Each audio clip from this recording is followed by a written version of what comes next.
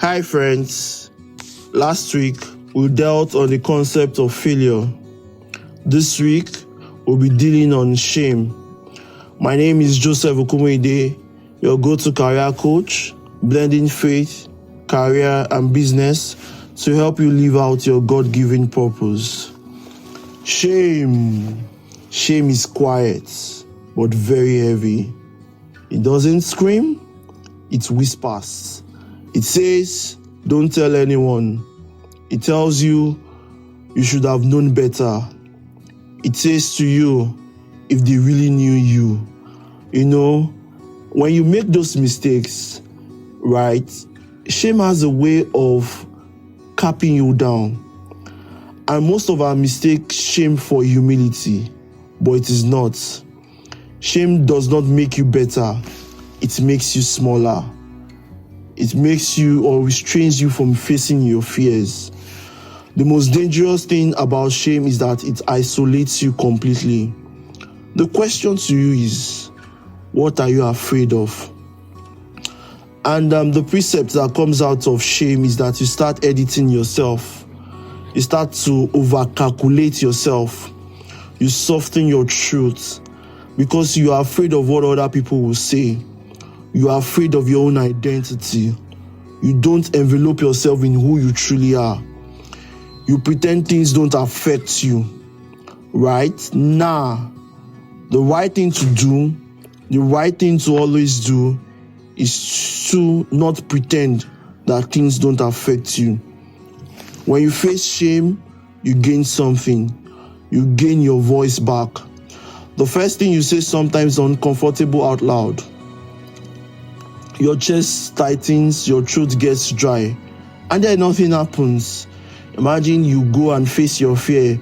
You pour out your mind, you say every other thing that you needed to say. At the end of it, nothing happens. You've done your bit. You've shamed that particular fear that you have carried or had lingered on.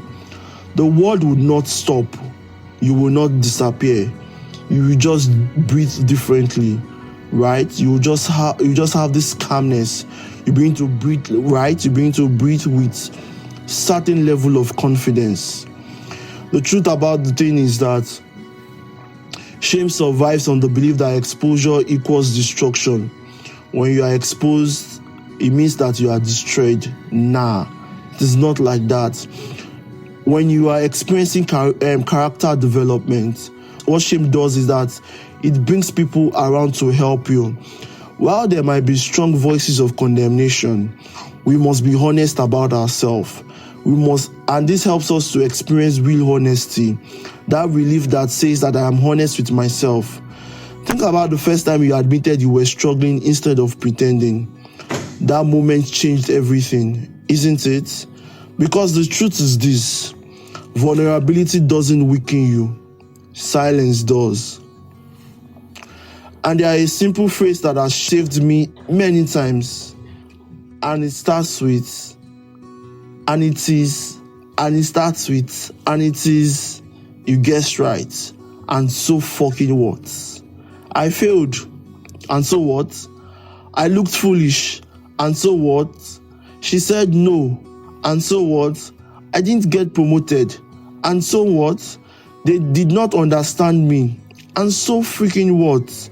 That question does not dismiss pain. It removes unnecessary weight and gravity. It stops moment from becoming momentums.